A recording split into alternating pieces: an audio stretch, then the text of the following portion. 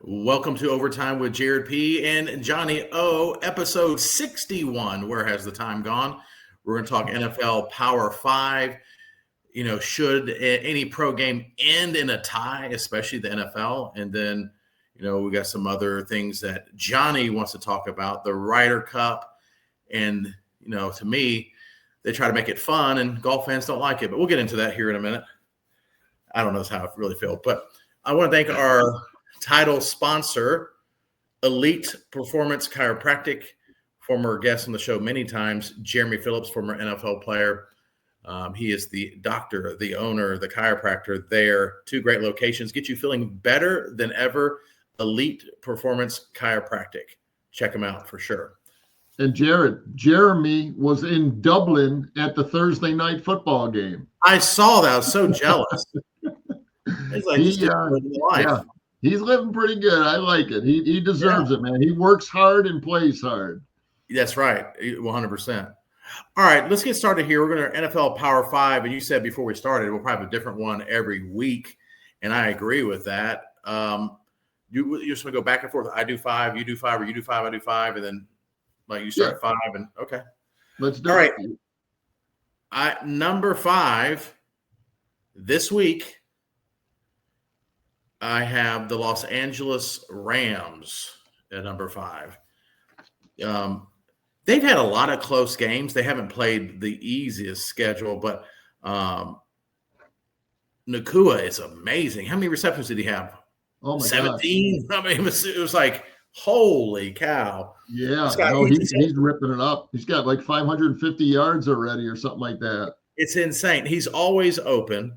And then, the Colts, who to me were in my Power 5 last week, they blew it. You know what I mean? It's like they had every chance to win the game, and they had like a coverage mistake. And next thing you know, Matthew Stafford finds a guy wide open for an 80-yard touchdown, and it changed the complexity of. But the Rams, well coached. Matthew Stafford stays healthy. Got tons of weapons. The attention to detail from Sean McVay is going to be there always. They travel well. They play well. They're not going to – no team's going to catch them by surprise. And, man, as long as their weapons stay healthy, they're going to be a tough team. They're going to be a tough out. So I have them at number 5. I agree with you. No, they have carried on from last year. They're still – they scare me as an Eagle fan, that team's – even though we beat them and we got lucky beating them, I don't want to play them again the rest of the year. But my number 5 if you remember, we picked divisional winners a few weeks ago, and this team just snuck into my top 5 after week 4, and it's this could be you might look at me a little cross-eyed on this one. The Jacksonville Jaguars, okay, 3-1, playing good football. Now they have only beat. Well, I should say they beat the Panthers, okay, opening game. Right. But they beat Houston. Houston's a good, solid football team, but they really haven't kicked it in this year. And then they go to San Francisco this past weekend and win in San Francisco. So that's why they kind of snuck into my number 5 spot. They have a running game. Travis Etienne, he's doing it on the ground. He's well over 400 yards over 4 games. Trevor is doing an okay job. I think I'm still waiting for him to explode and have a good, a couple of 300 or 400 yard games. But their defense is holding tight. That team looks pretty good. They're well coached, and they come in as my number 5 team this week after week 4. Okay. At number 4, and have you taken your blood pressure medication?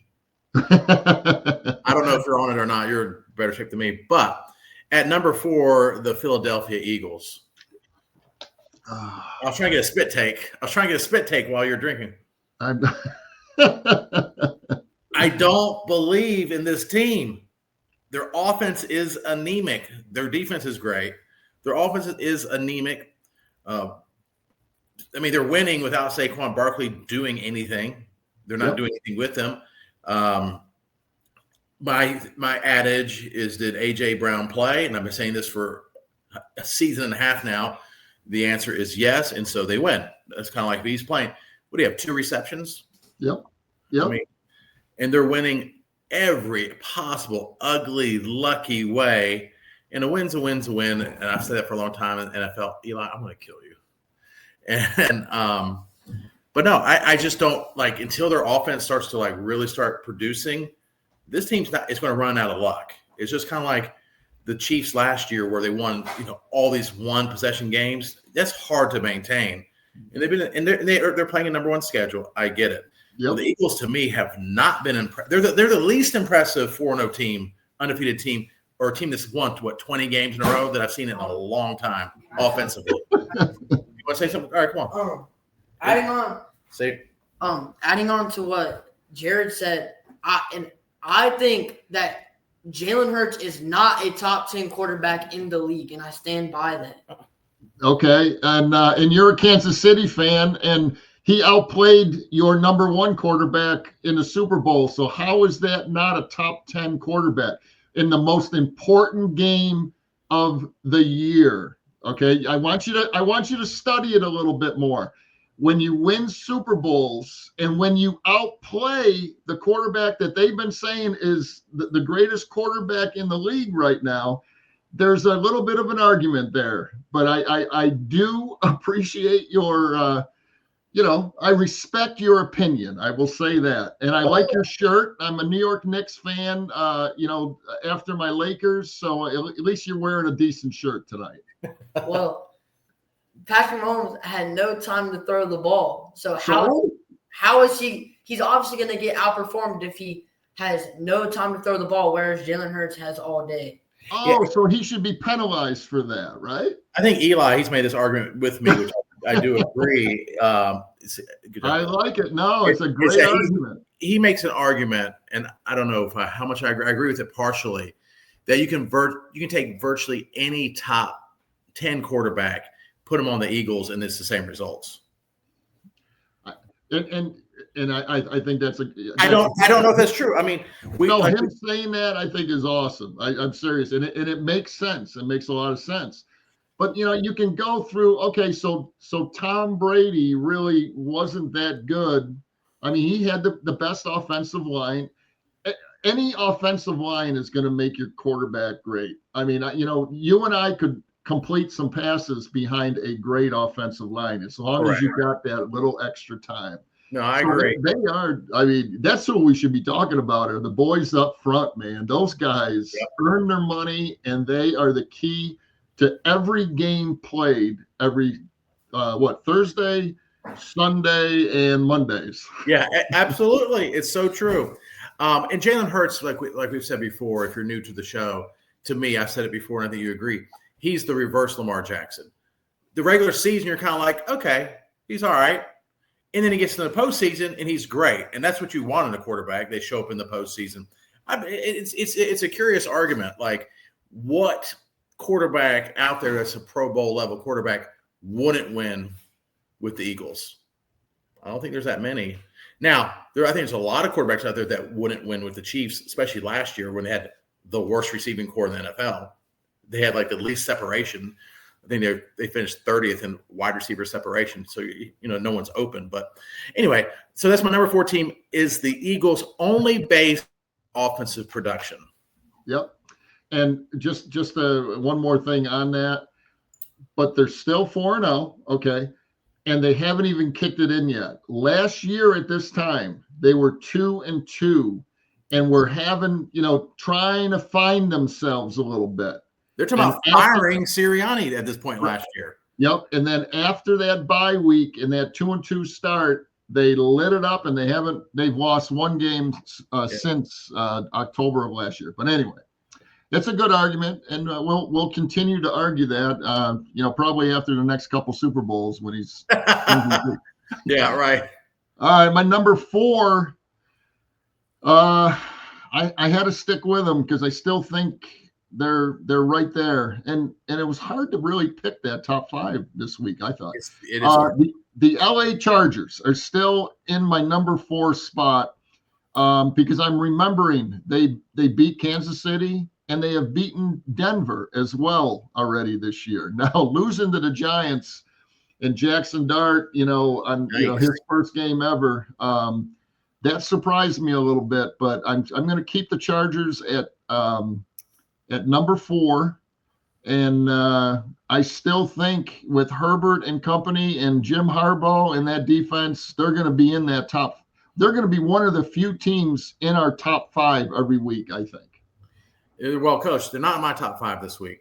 So okay, which that Giants thing that scared me because I believe they're at home, and then maybe because they didn't have tape on Jackson Dart as a professional. But it's like, really, the Giants? I mean, everyone's beat. I mean, the Giants have been competitive, to be fair, in all their games, but that was shocking. All right, at number 3, I have the Detroit Lions. I mean, I just think they're in full gear. I mean, I think they're healthy. Unlike last year, their offense is just so fun. I mean, to me, they're the most fun offense right now to watch.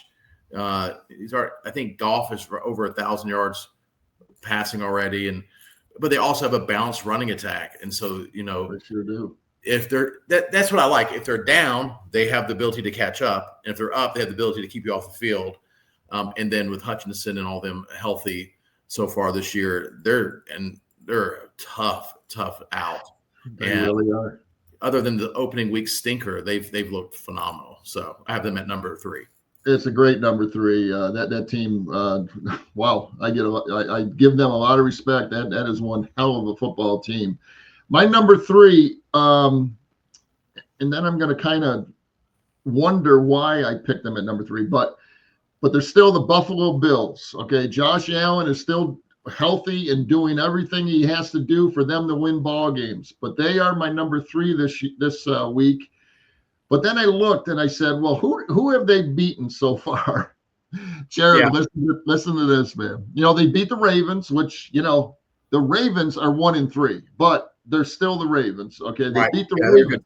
Yeah. They beat the Jets. They beat the Dolphins, and they beat New Orleans. Yikes. Those 4 teams, Jared, their combined record 2-14. Not good. And exactly. But wins. They're 4-0. The Bills are 4-0. There's only 2 undefeated teams left. That's the Bills and the Eagles. And the Bills can't. They got a lot of tough games coming up. You can't pick.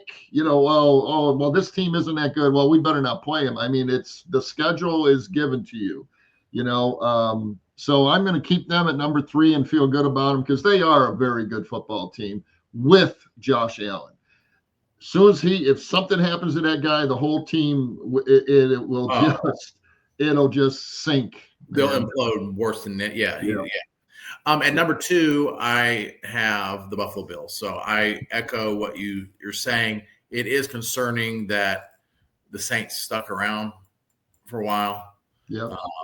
It ended up, they pulled away at the end, but it was not that. It was a pretty close game late into the third quarter. I'm like, And it's the NFL. I know it's a long season. You're playing professionals, but you're going to get Spencer Rattler and who else? I mean, it's not. I know. This should not be close. And so, I have my number 2, but like you said, they have Superman. And then after that, it's hard to name more than a couple of players on their team. But, and they're going to play with their division. I mean, New England maybe will do something, but, they blow up the Panthers. Who cares, I have the Bills at number 2. Okay. Now, who do you got? My number 2 team that could very well be a number 1 team right now after 4 weeks. Okay, but I'm going to keep them at number 2 are the Detroit Lions because they are just a wonderful team to watch play football. My gosh, they are. Goff is on fire, 9 touchdowns. He's completing like 75% of his passes. And you mentioned when you were talking about him, their dynamic duel of Jahmyr Gibbs and David Montgomery. They've combined for like 520 yards rushing, okay, in 4 games. They have a rushing attack and a passing attack. And their defense, like you said earlier, is, healthy, and they are just playing some stuff. They just laid an egg on week 1. but again, it was against a good team, Green Bay, and Green Bay's kind of faltering a little bit, but they'll be back. But definitely, I almost wanted to say 1A, 1B, or whatever you want to say about Detroit Lions. They are right up there. They're my number 2 team. All right, and my number 1 team in the NFL after Week 4, the Kansas City Chiefs. How am I going to face the people that listen to our show, watch our show? I was up in New York over the weekend, and they're saying, "Who is this Jared guy?" I go, "Man, he's a radio personality. He's the top dog in this area." He goes, "Well, does he do a sports show in the morning?" No. He goes, "They said good." I mean, oh my gosh, he wouldn't be the number 1. Exactly right. Yeah, they don't let me do sport for a reason, I guess. No, the Kansas City Chiefs is like I base all my stuff on trends. And it's one game, but they made the Ravens look like a JV team. And, and then they're like, oh, they had some people hurt. Okay. Yeah, so, it happens every game. People have people hurt. And Lamar Jackson they're getting the brakes beat off of them before he pulled his hammy and then sat out the rest of the game. This is what we've been Chiefs fans, and my son's a Chiefs fan, so I watch it, have been waiting for 2 years now. This anemic offense taking off. And what I liked about it, it wasn't like, oh, they had a few lucky plays. Xavier Worthy was open the entire game. He's a nightmare matchup for people. And then guess what? Oh, now Travis Kelce's open. He's not double teamed. Now, he didn't have a huge game, but he had 4 or 5 receptions, but he was a part of the attack. And when I'm telling you, when Rashee Rice comes back, you will not know what to do with the Chiefs. It'll be like Tyreek Hill time with the Chiefs, where when you're watching it, it's Mahomes magic and it's exciting. It's the Warriors with the Splash Brothers. I'm telling you, it's or kind of like the AFC version of the Lions, where you're like, what are they going to do except for their running attack? I did see they had a little more commitment to the run this last game, and they have like 3 different running backs that have very different styles of running, and I'm like, that's good. And so seeing Mahomes hit these guys down the field, which they haven't been doing, and Worthy being able to take the top off, and then I'm telling you, Rashee Rice, who are you going to guard? Who are you going to take away? I mean, Rashee Rice. I mean, if healthy, he's a 100-catch receiver. He's going to have 100 receptions, and I mean, you never know coming back. But that offense, but that's not it. I mean, that is it. That's been the missing piece for 2 years. I couldn't believe it's been 2 years since Mahomes had a game with 4 touchdowns. Yeah. And when I thought about it, yeah, because he's had like the slowest receivers in the NFL outside of Travis Kelce. I mean, he had the slowest, they're kind of patching things together. So their defense outside of a garbage 80-yard run or 60-yard run late in the fourth quarter when they're beating the Ravens by, 25 points. I mean, they shut down one of the best offenses in the league. They shut down the Eagles' offense. I mean, they lost, but they're, Travis Kelce, 6'7". Don't get me started. He bobbled the ball and in interception. Okay, the Eagles. The Eagles won fair and square. But the defense, they shut down Barkley. They shut down. I think Jalen Hurts had 100 yards passing. I mean, this defense is good and scary. And now the offense. I mean, they seriously made the Ravens, who are good, they've played a very tough schedule and had some heartbreaks, look like a JV team. Okay. Yep. So, KC's 2-2, and they've had one really good offensive game. Okay, which is the last one. So I'll respect what you're saying, but it's. But Worthy, this is the first game Worthy's been back. I mean, so that's the difference. Yeah. Okay. Well, go ahead. All right. Well, my number 1 team is the Philadelphia Eagles. Okay, the Super Bowl champs, they won 20 out of 21, blah, blah, blah. I mean, I'll blah, blah, blah the rest of the year. This is fun, okay? Yeah. Now, again, they've only played 4 games. They're 4-0. They're them and the Bills are the only undefeated team. They haven't really done anything yet, okay? That excites me as a fan because you know what? They still have all the weapons. And Jalen Hurts is one of the weapons. AJ, Devontae. Of course, Barkley has done, you know what? 4 games, hasn't been getting beat up. That's a good thing. We're That's only true. a quarter of the season in. When questions come up, even on the talking heads on ESPN, I've never seen a Super Bowl champion win after 4 weeks. It's a process, and they're still winning during their process. But here's a couple kind of crazy things. That crappy quarterback Hurts, who hasn't lit it. He lit it up last week when he had to, but they were stopped in the second half of Sunday's game. He's thrown for 5 touchdowns and 0 interceptions. Okay, that's pretty good. Yeah. Barkley, here's the interesting part of this Eagle team so far after a measly 4 games. Saquon Barkley has 237 yards rushing. Okay, he probably had 600 by now last year. Right. Hurts, okay, Barkley 237. Jalen Hurts has 180. He's right behind him. Okay, Wow. That's kind of wild. Yeah, Hurts has 4 rushing touchdowns. Barkley has 3 touchdowns rushing. This still excites me because all this is going to change and it's going to explode. And AJ Brown is going to be catching passes. Devontae Smith is going to be going 80 yards down the field and catching passes. It's all good as long as they stay healthy. But again, not worried about boring games at the first quarter of the season, but they're winning. And winning is key. Would I rather be the Philadelphia Eagles winning ugly or the Baltimore Ravens, who have more talent than anybody in the NFL, and they're 1-3?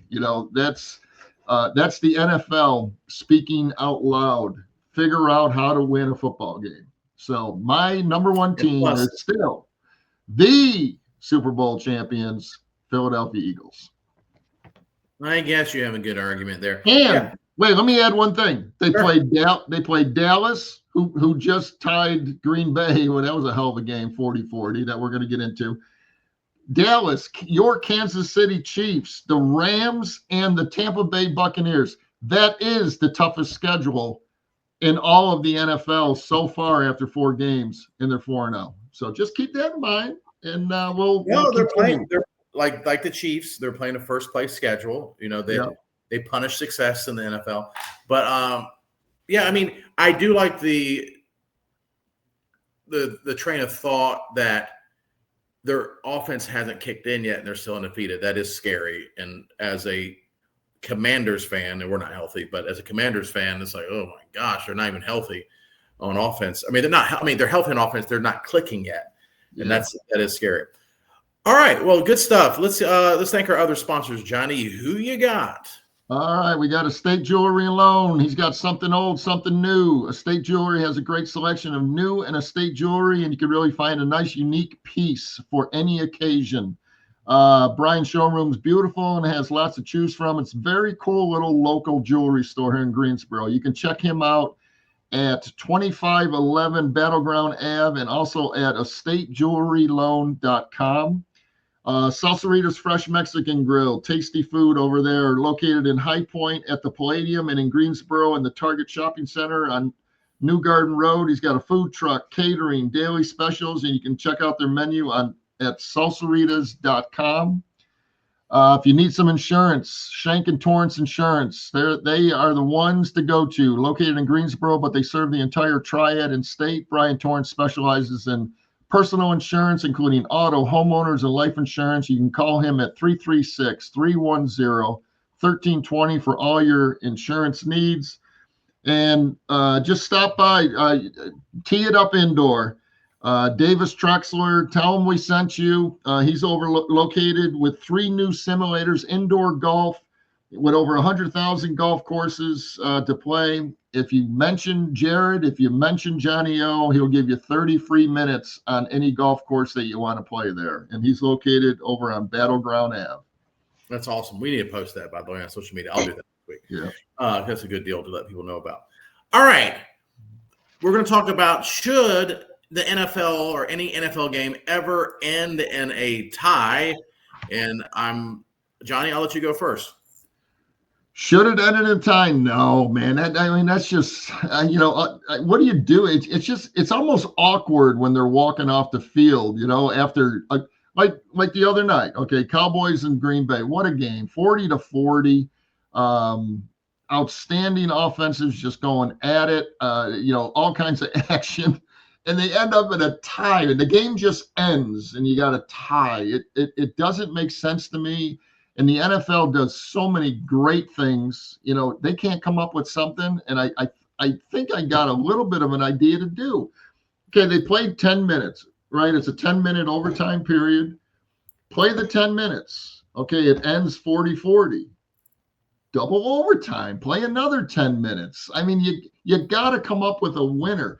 Or, at least go another overtime, double overtime for another 10 minutes. If that ends in a tie, then you go sudden death, like the old days. Whoever wins the coin toss or whatever, no matter what, whoever scores the next points, they win.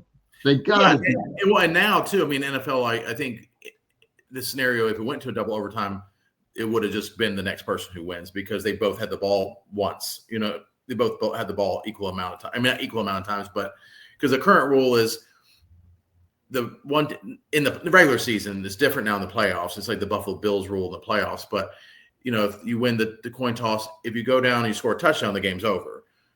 If you don't score, the other team gets the ball and they don't score and you go back and forth. But at that point, then it is sudden death. My thought is, and I'm stealing this from another sport, you get to the end, then you start at the 50-yard line, and then you have a kickoff. I know soccer style, but you have a kickoff. And then each time they make one, you go back 5 yards. And now with how kickers are now routinely kicking 60-yard field goals or further, how awesome to be like get down to it and the two kickers are kicking like 70-yarders to see who can win the game. Eventually, you'll have a winner. And then that if they're worried about injuries or they're worried about playing too much, because I think that's why they even – because overtime back when we were growing up was 15 minutes. Yeah. And they shortened it to 10. Yeah, it was a full quarter. So I'm sure there's some people like, we're not soccer. It's a fun way to end it. And it's so rare that you're going to end in a tie at the end of overtime anyway. Do a kickoff. Do a shootout, basically, like soccer does.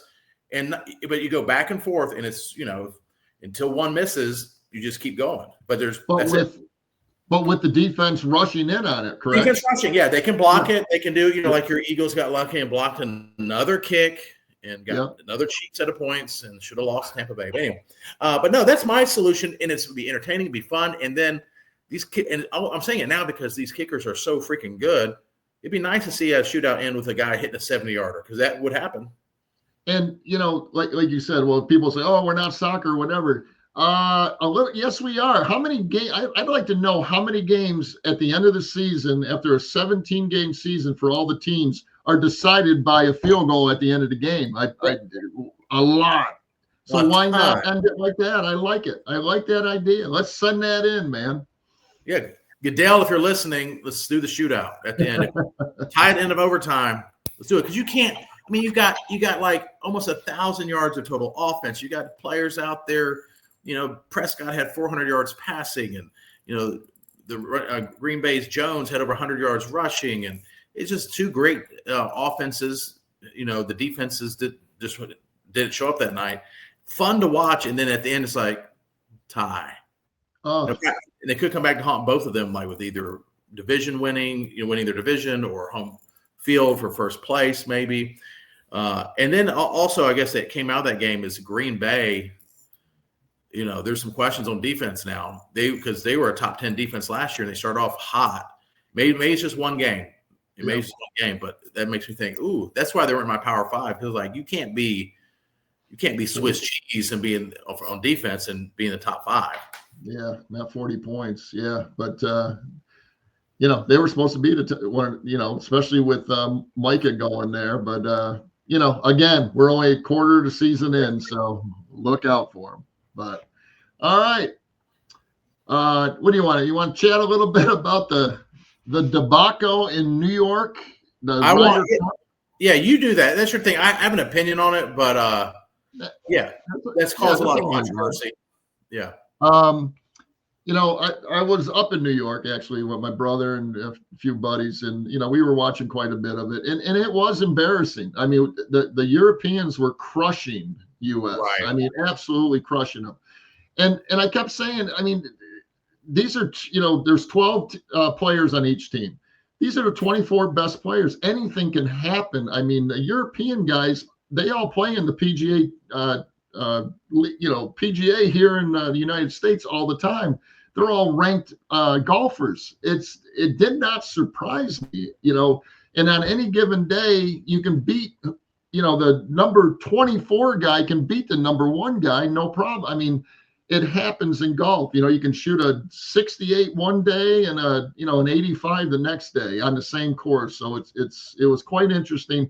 But I got to admit, as an American, I'm like, oh my gosh, man, we're getting crushed. We can't hit putts. These guys are hitting putts and getting aggravated in front of the TV. Now they kind of went a little overboard in New York, and that's just that New York mentality, man. And I'm a New Yorker, so. But I was a little embarrassed saying I'm from New York, because you knew they were probably having a few or quite a few, and they were mad, they were pissed, they're paying big money to be at Bethpage Black, that beautiful course, and they just figured, hey, if I paid the money, I can yell stuff, I can throw beer at Rory's wife. I mean, that's awful. That is. This is supposed to be the gentleman's sport, okay? Right. Now, the Ryder Cup always does get a little rowdy, as far as noise from fans, even in Europe, and here. But this one got out of hand. Very little disappointed in how we showed I'm going to say it, how we showed our ass as Americans for we're kind of sore losers. There's no doubt about it. And here they were getting crushed on Saturday. And, let's give the U.S. team a lot of credit, because you know what? They came back on Sunday. Now, a lot of those fans sold their tickets because they didn't go back on Sunday. And the U.S. gave it one hell of a run to maybe, if that would have happened, it would have been the most miraculous comeback in all of sports. And they came just about a point and a half shy of doing that. So they really showed, hey, we're great golfers too. So, and the Ryder Cup is so special, but I really believe in my heart and listening to the Europeans, they live for the Ryder Cup. On the American side, I'm not sure if all of them do. I think they live for making those big checks and being number 1 in the world rankings, but that Ryder Cup in the Europeans is big time, Jared.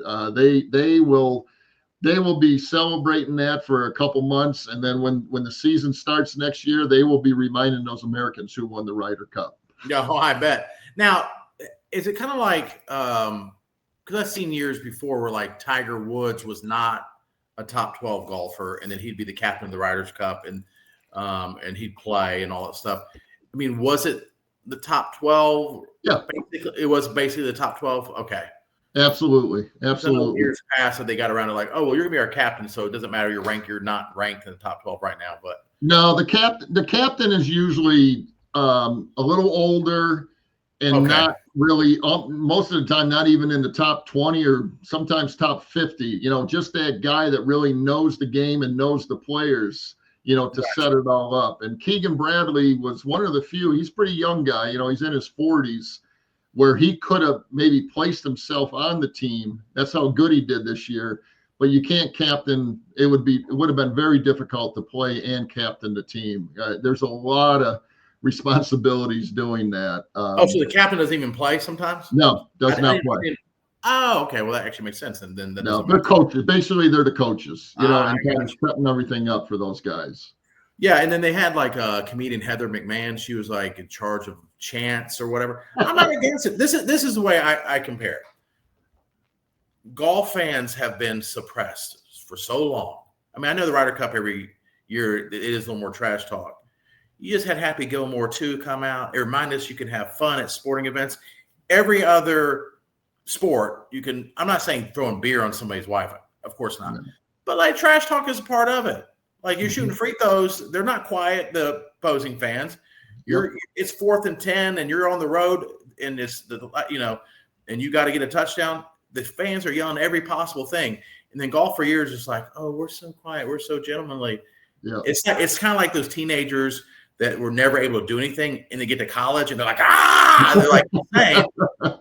And I think I had a little bit of that going on. Plus, like you said, in New York, of course, you're more likely to have just naturally a-hole tendencies. It comes across to other people as a-holes, but it's just normal northern behavior or just attitude.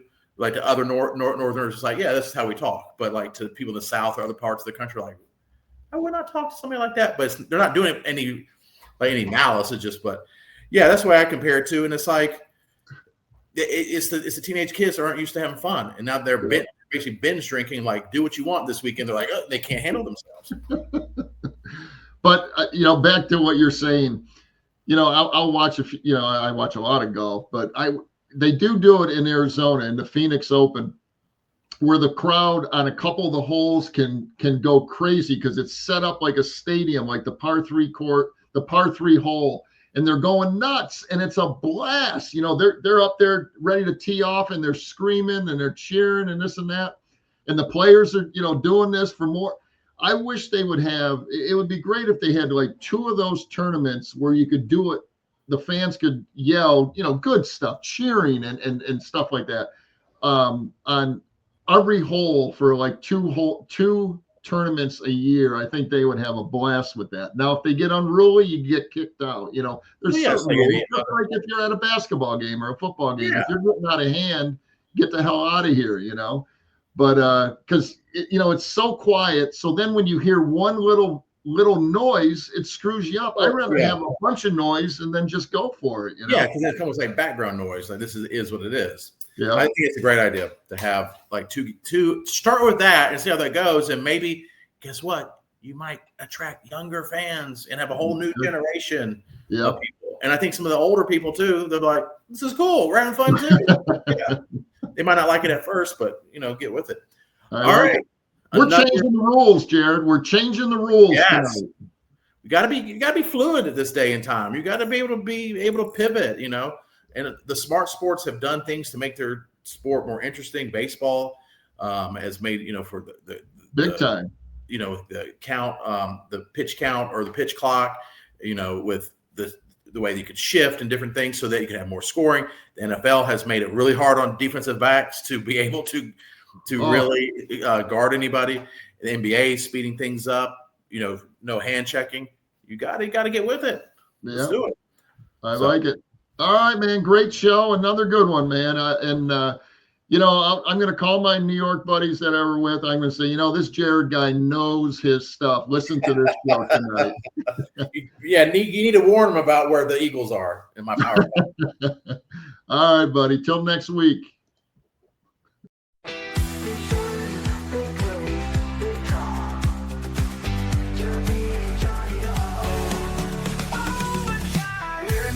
Overtime pay. We're talking the overtime play. The big stories, the big